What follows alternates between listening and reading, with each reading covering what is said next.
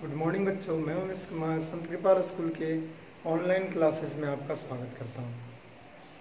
Class 10th में science का physics chapter मैंने स्टार्ट किया था, जिसमें लाइट चैप्टर मैंने पढ़ाया था आप लोगों को। लाइट चैप्टर में मैंने बहुत सारी चीज़ें डिटेल से डिस्कस कर लिया था, जिसमें मैंने आपको ये बताया था what do you mean by light, what are the phenomena performed by the light, and what are the types of reflection, what are the rules of image formation, what are images, virtual image क्या है, real image क्या है, ये सारी चीज़ें मैंने आपको discuss किया था। इमेज फॉर्मेशन चल रहा था। इमेज फॉर्मेशन में मैंने आपको केस नंबर 4 तक, केस नंबर 4 तक मैंने आपको ऑलरेडी बता दिया है कि जब ऑब्जेक्ट हमारा कहाँ पर होगा तो इमेज कहाँ पे बनेगा। ये सारी चीज़ें मैंने ऑलरेडी बताया। केस नंबर 4 तक मैंने आपको बता चुका हूँ। केस नंबर 1 में ऑब्जेक्ट हमारा इन्फिनिटी पे था, तब हमने देखा था कि इमेज जो है वो फोकस पे बना है। केस नंबर 2 में हमने देखा कि ऑब्जेक्ट हमारा इन्फिनिटी और सेंटर ऑफ कर्वेचर के बीच में है, तो इमेज कहाँ पे बना, एफ और सी के बीच में बना। थर्ड केस में देखा भाई सेंटर ऑफ कर्वेचर पे हमारा ऑब्जेक्ट है, तो जो इमेज है वो कहाँ पे बना, इमेज बना सेंटर ऑफ कर्वेचर पे। सेंटर ऑफ कर्वेचर पे ऑब्जेक्ट है तो सेंटर ऑफ कर्वेचर पे ही इमेज बना थर्ड केस में। केस नंबर 4 में हमने बताया कि सी और एफ के बीच में ऑब्जेक्ट है तो इमेज चला गया सी और इन्फिनिटी के बीच में। कहने का मतलब क्या है, जितना ऑब्जेक्ट पोल के जितना करीब आया इमेज उतना ही पोल से दूर गया। और अभी केस नंबर 5 और 6 आज हम लोग डिस्कस करने वाले हैं। उसमें भी हम लोग यही देखेंगे कि ऑब्जेक्ट हमारा प्रिंसिपल एक्सिस के और करीब आएगा और इमेज और दूर चला जाएगा, इनफाइनाइट में चला जाएगा। तो देखो यहाँ मैं डिस्कस कर रहा हूँ case number 5 image formation. Reading है इमेज फॉर्मेशन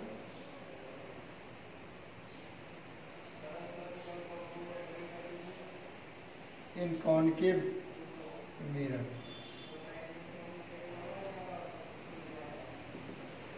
ठीक है, तो केस 5 में हम लोग इमेज फॉर्मेशन केस 5 जब हम डील करेंगे तो हमारा ऑब्जेक्ट जो हो जाएगा बेटा, ऑब्जेक्ट आ जाएगा फोकस पे। ऑब्जेक्ट कहाँ पे आ जाएगा, object is kept at focus. ठीक है, तो ये आपका मिरर कैसे बनाना है वो ध्यान है आपको। 6 सेंटीमीटर आर्क लेकर के जितना लाइन ऊपर उतना ही लाइन नीचे खींचना है। ये आपका कॉनकेव मिरर है। कॉनकेव मिरर का ये वाला पॉइंट जो है वो पोल है, और imaginary line passing through the pole and centre of curvature is called principal axis. इसको क्या कहते हैं बेटा, प्रिंसिपल एक्सिस कहते हैं। क्या कहते हैं, प्रिंसिपल एक्सिस कहते हैं। देखो सेंटर ऑफ कर्वेचर और पोल के बीच की दूरी को कहते हैं radius of curvature. Radius of curvature का आधा जो होता है वो फोकस होता है। तो हमारा केस नंबर 5 में ऑब्जेक्ट जो है हमारा वो फोकस पे है, तो यहाँ हमने ऑब्जेक्ट रख दिया। देख बेटा 4 रूल्स हैं, चारों में से कोई सा भी आप लगा सकते हो। आपको स्थिति पर ध्यान देना पड़ेगा कि स्थिति कौन सी है, कंडीशन कौन सा है। तो पहला रे प्रिंसिपल एक्सिस के पैरेलल आई और आफ्टर रिफ्लेक्शन कहाँ से गई है, फोकस से होकर गई, तो ये हो गई फोकस से होकर। ठीक है, अब हम बात करते हैं कि केस रूल नंबर 2 दूसरा रूल कौन सा इस्तेमाल करें। पहला रूल तो सब में कॉमन ही है, वो आपने इस्तेमाल कर ही लिए। 6 केस में इस्तेमाल, 5वां केस है जिसमें इस्तेमाल कर रहे हो और आपको याद भी हो गया होगा, बिल्कुल रट गए होंगे अगर आपने सारे वीडियोस देखे होंगे तो। जिसमें हमने देखा कि प्रिंसिपल एक्सिस के पैरेलल आने वाली रेज जो है वो आफ्टर रिफ्लेक्शन फोकस से होकर के जाती है। कि अब इसके बाद दूसरा रूल लगाने की बात है, तो दूसरे रूल में आप कुछ भी लगा सकते हो। मान लो रूल नंबर 2 लगाऊं जिसमें फोकस से होकर के, तो फोकस पे हमारा ऑब्जेक्ट ही है, इसलिए वो संभव नहीं है। तीसरा रूल है सेंटर ऑफ कर्वेचर या फिर थीटा एंगल। कोई सा भी आपकी मर्जी है, कोई सा भी आप लगा सकते हो। देखो मैं थीटा एंगल से अगर मैं लगाता हूँ यहाँ पे, तो अगर थीटा एंगल से लगती है यहाँ से जाएगी, तो आफ्टर रिफ्लेक्शन ये बिल्कुल प्रिंसिपल एक्सिस के पैरेलल, जो ये रिफ्लेक्टेड रे है इन दोनों पैरेलल हो जाएगी। तो ऐसा माना जाता है कि इनफाइनाइट पे जाकर के ये रे जो है वो मिल जाएगी। पैरेलल रेज हमेशा माना जाता है कि इनफाइनाइट पे जाकर के मिल जाती है। तो आप देख सकते हो कि आफ्टर रिफ्लेक्शन दोनों रेज पैरेलल हो गई, मतलब ये कहीं मिलेगी तो है नहीं, लेकिन ऐसा माना जाता है कि ये जो पैरेलल रेज है वो इनफाइनाइट पे जाकर के मिल जाती है और इनफाइनाइट पे इमेज बन जाता है। अब चूंकि ये माना जाता है कि पैरेलल रेज इनफाइनाइट पे जाकर के मिल जाती है, क्या माना जाता है कि पैरेलल रेज इनफाइनाइट पे जाकर के मिल जाती है, तो मेरे प्यारे बच्चों इसकी इमेज भी रियल इमेज होगी। तो कैरेक्टरिस्टिक्स ऑफ द इमेज में आप नोट कर लो, कैरेक्टरिस्टिक्स ऑफ इमेज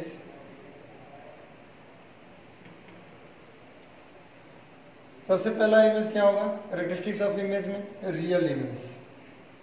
और जो रियल इमेज होता है वो इन्वर्टेड भी होता है, रियल एंड इन्वर्टेड। उसके बाद second real image and inverted image. दूसरी बात क्या, हाईली मैग्नीफाइड, हाईली मैग्नीफाइड, क्योंकि ये बहुत बड़ा इमेज बनेगा, बहुत बड़ा। क्यों, इनफाइनाइट में बन रहा, प्रिंसिपल एक्सिस से जोड़ लो कितना बड़ा होगा, है कि नहीं। अब देखो यहाँ केस नंबर 3 की जब बात करते हैं अपन कैरेक्टरिस्टिक्स नंबर 3 की, तो कहाँ पे बना है, तो एट इन्फिनिटी, एट इनफाइनाइट या इन्फिनिटी।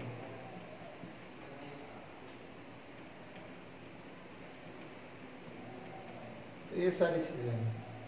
आपने देखा कि केस नंबर 5 में हमारा जो ऑब्जेक्ट जो था वो प्रिंसिपल फोकस पे था, और फोकस पे होने की वजह से इसकी जो इमेज है वो कहाँ बनी है, इनफाइनाइट पे बनी है। कहाँ बनी है, इनफाइनाइट पे। जो रूल्स इस्तेमाल किया मैंने, रूल नंबर 1 इस्तेमाल किया है और रूल नंबर 4 इस्तेमाल किया। आप चाहते तो रूल नंबर 3 भी इस्तेमाल कर सकते थे।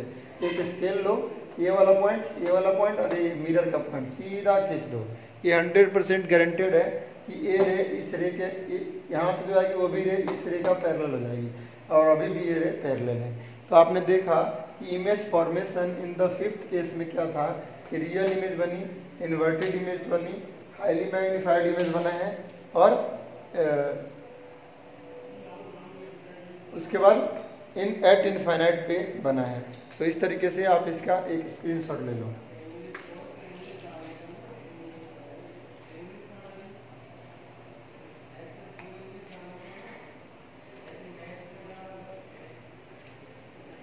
मेरे प्यारे बच्चों, इस तरीके से केस नंबर 6 पे जब डिस्कस करेंगे अपन, तो केस नंबर 6 में हमारा जो ऑब्जेक्ट है वो फोकस और पोल के बीच में है। कहाँ है बेटा, फोकस और पोल के बीच में,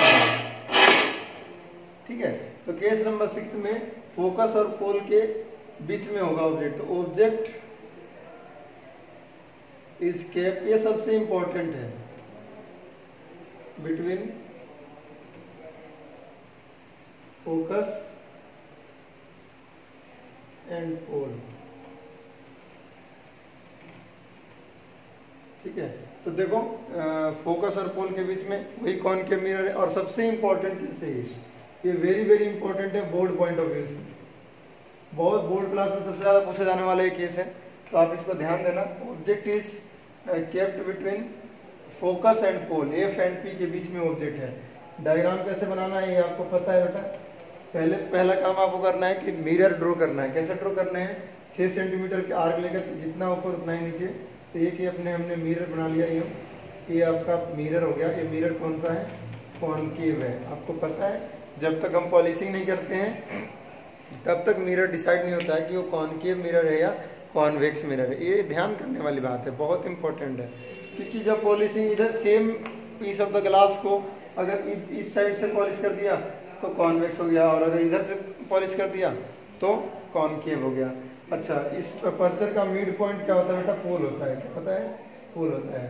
तो ये आपका प्रिंसिपल एक्सिस है। ये आप इस स्फीयर का मिड पॉइंट होता है और सेंटर ऑफ कर्वेचर होता है, और ये आपका एफ होता है। तो एफ और सी के बीच में हमारा ऑब्जेक्ट, जब एफ और सी के बीच में हमारा ऑब्जेक्ट आ गया तो पहला रे तो वैसे ही प्रिंसिपल एक्सिस के पैरेलल लेंगे हम, प्रिंसिपल एक्सिस के पैरेलल लिया। दूसरा स्केल से ये चूंकि ये पैरेलल रही है तो आफ्टर रिफ्लेक्शन कहाँ से आएगी, फोकस से होकर के जाएगी, ठीक है। और जब दूसरी रूल की बात है तो दूसरा रूल कौन सा लेंगे हम, दूसरा रूल हम फोकस से तो पास करा नहीं सकते, तो बचा 3 रूल। या तो सेंटर ऑफ कर्वेचर से आप ले लो या फिर थीटा एंगल से लो। फिलहाल के लिए मैं थीटा एंगल वाला ले रहा हूँ। तो देखो थीटा एंगल से जब ये आई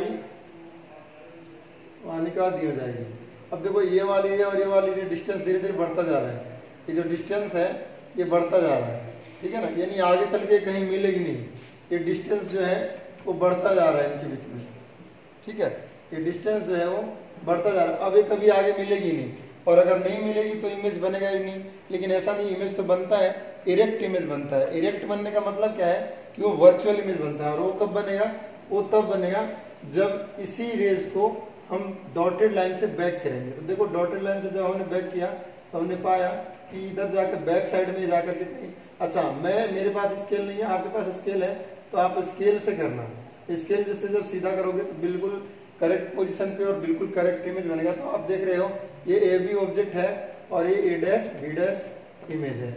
मेरे प्यारे बच्चों, ये मिरर के बैक साइड में वर्चुअल इमेज बना है। कौन सा इमेज बना है, वर्चुअल इमेज बना है, इरेक्ट बना है और मैग्नीफाइड बना है, 100% मैग्नीफाइड बना है। अगर आपको इसमें कोई संदेह है तो आप बताओ, आपको दिख रहा है कि ये इरेक्ट इमेज है, वर्चुअल इमेज है और मिरर के बिहाइंड में बना है और मैग्नीफाइड। ये केस इसलिए इम्पोर्टेंट है कि जब हम लोग सैलून में या फिर ब्यूटी पार्लर में जो मिरर का इस्तेमाल करते हैं वो यही मिरर होता है, कॉनकेव होता है, जिसमें शेविंग मिरर के रूप में या फिर ब्लीच और इन सारी चीज़ों के लिए अपना फेस थोड़ा सा बड़ा दिखने के लिए इसी मिरर का इस्तेमाल किया जाता है। और केस कौन सा रहता है, तो फोकस और पोल के बीच में हम बैठे रहते हैं, वो ऑब्जेक्ट रहता है। तो आप समझ गए होंगे कि केस नंबर 6 थोड़ा सा यूनिक है, ऑब्जेक्ट तुम्हारी इमेज फॉर्मेशन का कॉनकेव में, इसलिए इम्पोर्टेंट है। और हमेशा जो क्वेश्चन बनता है वो सिमिलर से नहीं बनता, थोड़ा डिसिमिलर से बनता है, ये ध्यान कर लेना।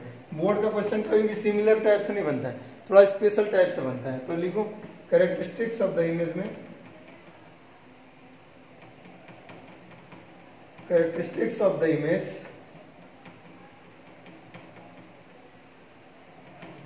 देखो कैरेक्टरिस्टिक्स ऑफ द इमेज में सबसे पहला कैरेक्टरिस्टिक्स जो है वो क्या है, तो सबसे पहला कैरेक्टरिस्टिक्स है कि ये वर्चुअल है और इरेक्ट है, वर्चुअल है एंड इरेक्ट इमेज है।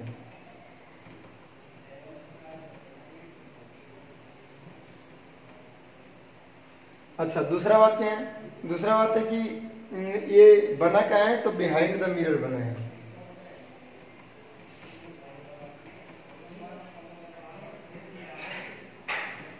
अच्छा, और साइज क्या है, तो मैग्नीफाइड है, हाईली मैग्नीफाइड नहीं है बेटा, मैग्नीफाइड है।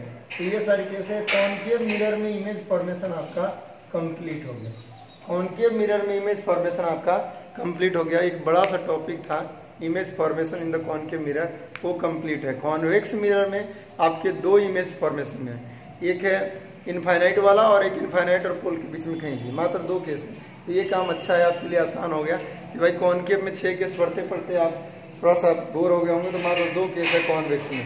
तो अभी भी आपको अगर समझ में नहीं आया तो आप कमेंट बॉक्स में बताना। वैसे अब इतने करने के बाद 100% श्योर है कि आप कुछ ना कुछ समझ गए होंगे, आशा ही नहीं, पूरा विश्वास है कि आप इसको कंप्लीट करके समझ लेंगे, रे डायग्राम ड्रॉ करके, और हमें व्हाट्सएप पे या अपने नोटबुक में नोट कर लेना। Okay, thank you.